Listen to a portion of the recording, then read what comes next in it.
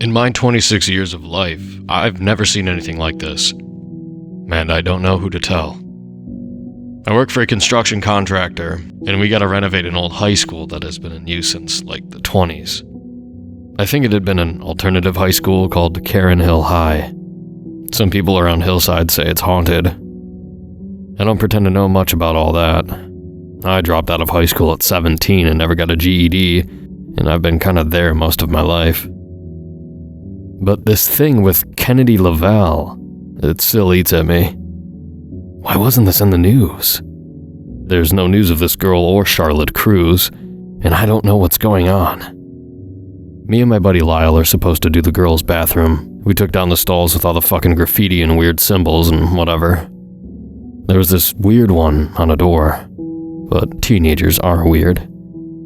It was quick work, and I was like, whatever, and then we tackled stripping tile and gutting drywall.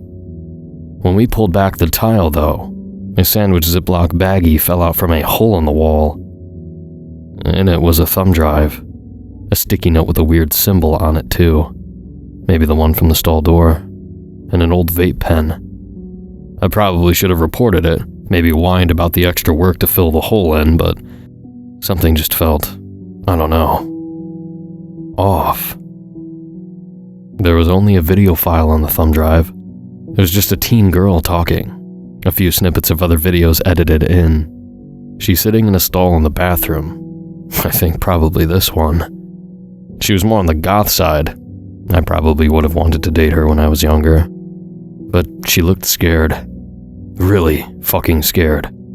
The mascara running down her face. She was saying impossible shit.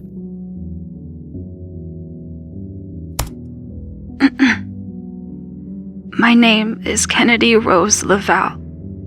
I'm 17 years old, and I'm a junior at Karen Hill High School. My address is 726 Ironwood Lane and 22 East 9th Street North, depending on which parent I'm living with. My parents are Susanna D. Burton and Jake David Lavalle. My mom drinks and lives in a trailer with my heroin addict stepdad, Danny Burton. And my dad works on the oil fields in North Dakota for months on end. I have one blood brother, Peter, and a bunch of step-siblings I can't keep track of, including Danny's daughter, Maya, who calls me her sister. That feels nice sometimes. I'm telling you this because I'm nobody. I'm trailer trash. No one will look for me when I'm gone. But someone has to know. If you find this, I'm probably gone. Just like Charlie. Try to get this to my family, if you can. This is my last will and testament, I guess. The vape pen in my bag is if they find a body but can't identify it. Maybe my DNA can be identified as me, and my family will finally give a fuck. But if they don't, my best friend is Jordan Clark. He's a junior like me, and is, like, extravagantly gay. I don't know his middle name. Sorry. I'm at Karen Hill High School for possession. Most kids get caught with a vape, but I got caught with a full-ass blunt in the Hillside High School bathroom. And off to Karen Hill I went. My mom said I'm the best self-sabotager, or whatever, but it runs in the family. That's what made Charlie so intriguing to me. Charlie Cruz is a girl from my class. Her name is short for Charlotte. Her Spanish heritage, her blonde hair and olive skin, makes her glow in the halls. We went to elementary school together, and she was always beautiful. While most of us at Karen Hill are here for possession or behavior, Charlie took her freshman year off to help her mom recover from surgery. I forget what kind, but either way, she got behind. When she got here, she immediately caught the eye of Michael Duran, the most popular guy at school.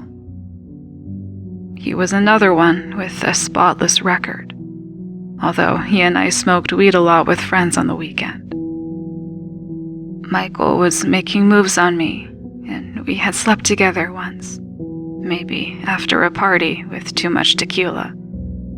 So when Charlie told me he asked her out on a date, we realized how fucking shady that was. So Charlie and I made a pact, and it made us friends. Although I realize now that I probably took it more seriously than she did. She and I agreed that we would both ditch Michael and date each other despite him. My heart leapt at the idea, because I'm pretty sure I loved her. Long story short, it didn't work out like that. Charlie dated Michael, and I didn't really talk to either of them much again. Until Charlie went missing. Charlie's issue was absenteeism, sure, but she always kept Michael in the loop. I don't know, things like watching her brothers or her mom taking surprise trips to the city were normal, if I remember right. But this time, there was nothing. No contact. Michael even asked me if I had heard from her, but nothing. He mentioned he went to her house, and her mom said Charlie was supposed to be with him, but she was like knee-deep in a bottle of rye whiskey and a hookah or something, so she slammed the door in his face.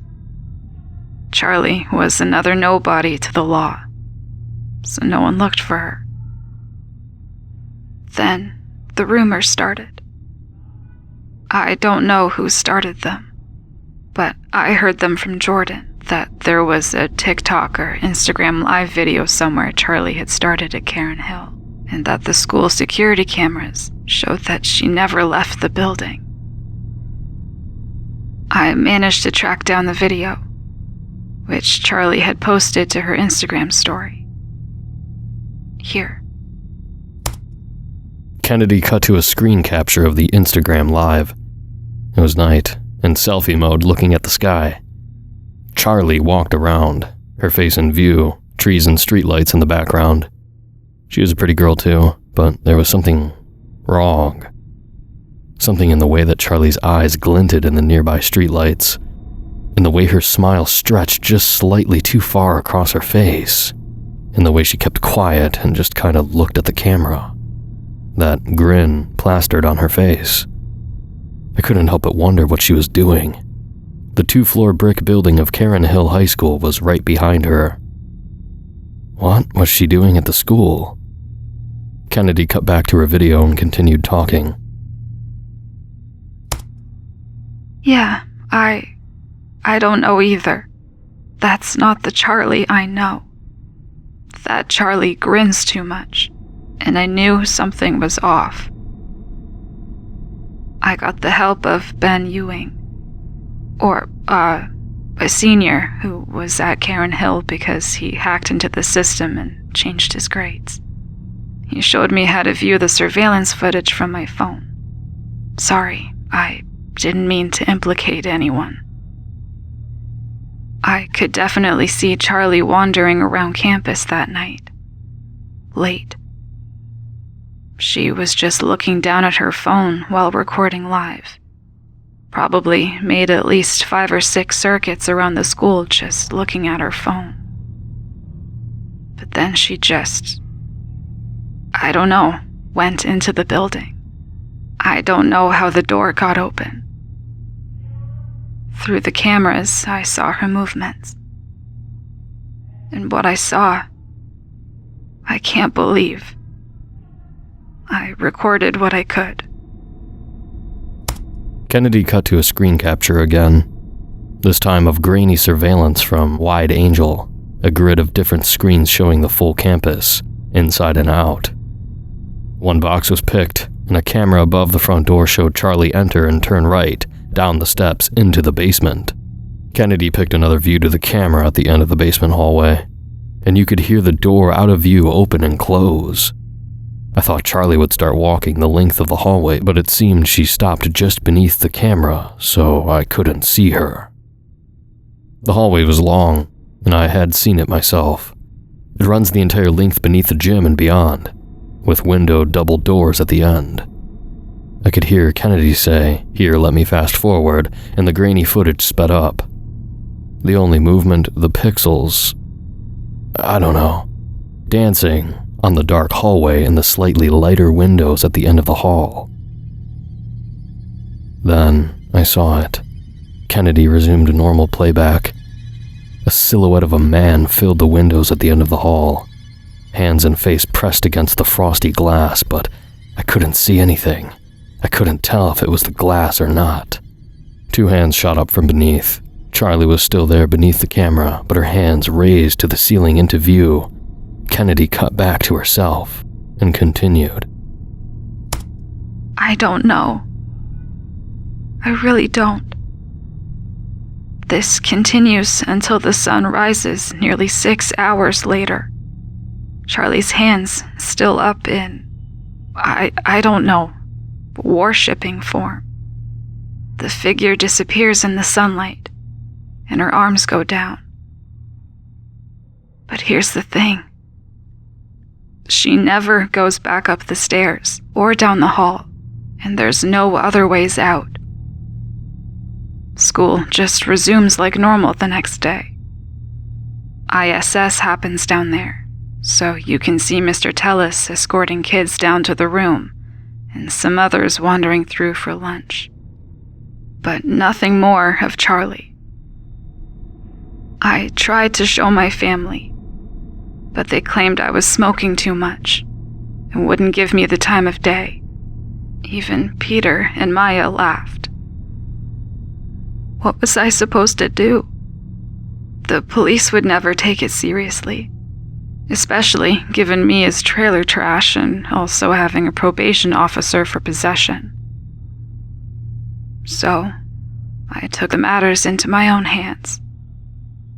I hid in the bathroom one night, when I knew the janitorial staff was off, with my vape for courage and a can of Monster to stay awake. I cracked the can, took some puffs, and waited in the stalls. I tried so hard to stay awake, but I couldn't. When I woke up, I was slumped over against the stall, but it was more about what woke me up that freaked me the fuck out. Chanting. I couldn't make out whether it was multiple voices or one very fucked up one. Distorted. It was almost like that throat singing thing that I've seen like Mongols do or something. I just know I froze, because it was coming from right outside the door. But what freaked me out the most is that there was now a symbol etched into the door, on my side. Someone had entered the bathroom while I was passed out and etched that fucking symbol on the door facing me, without me having heard it or seen it at all. And it's not like I could have missed it. I mean, the etching sound would have been loud. I wasn't that high. She held up the sticky note for the camera. It looked like a cross from a church, but tilted to the left in a long line stretching down from the left beam. Kennedy kept talking. I'm scared shitless. My curiosity got the better of me. I followed the sound, and sure enough, it led to that damn basement hallway. I waited at the end like Charlie had done. but nothing happened. I walked down the hall, looking into the ISS room and the weight room. And then... Kennedy looked down and froze. She was so still I had to check the file to see if it was still running. She looked spooked, more terrified than anyone I had ever seen. A tear ran down her face. When she talked again, her voice was shaking. I saw movement. A figure darted past the window. And I couldn't help but look into the ISS room. Then I fucking saw it. A face emerged from the darkness, and it was smiling. The chanting had stopped, and the face looked back at me, its mouth agape, as if the funniest joke had just been told, and its eyes wider than anything I'd ever seen. It was Charlie. It was definitely Charlie Cruz, but a distorted, possessed version of Charlie. I said her name, and she cocked her head like a dog. Then she licked her lips. I asked her if she was okay, and I pleaded with her through the door that we were all missing her. But she didn't respond. I'll never forget the way she looked at me. Hungry, cruel, empty, and it got worse. I couldn't stop looking. It was like a train wreck. But then another face emerged next to Charlie's. Same mouth agape, same eyes unnaturally wide, flickering horrifically in the red glow of the basement exit sign. It was me looking back, me, Kennedy Rose Lavalle. I was looking at my own face, distorted and twisted and disgusting, but not like I felt about myself looking in the mirror on the day Charlie chose Michael instead of me. No, this was darker. So much darker. It was like looking into the pit of hell, like my father's angry fist in a look, like the bottom of my mom's bottles as she reached for another. It was violent ambivalence and fatal apathy. I ran as fast as I could. My only consolation was that was not Charlie. And maybe that wasn't me. But the other part of that is that if it wasn't me, then I would disappear like Charlie. I've pleaded to whatever God is up there, but I can't help this feeling of all-consuming dread. Like I've seen too much, and there's a price to pay. I'm doomed. Maybe I'll go to the same place as Charlie. Maybe we'll be together. I don't know. This all happened last night, and I need someone to know. So I'm hiding it here. Maybe they'll tear this goddamn building down and release whatever's here, or even better, kill it. So please, take this as a warning. Burn this building to the ground, because whatever's here is wrong. So fucking wrong. My name is Kennedy Rose Lavalle. I'm 17 years old, and I'm a junior at Karen Hill High School. My vape for DNA, if they find my body. The post-it note, so you know what to look for. Signing off. The video stopped on this girl's sad smile. I'm scared. I can't find anything with Kennedy Lavalle or Charlie Cruz. Maybe I didn't look hard enough. What do I do? How serious is this, and does anyone know anything about it? How do I convince my boss to listen to a random video of a scared teenage girl? Where the hell do I go from here? I'm beginning to see her face out the corner of my eye.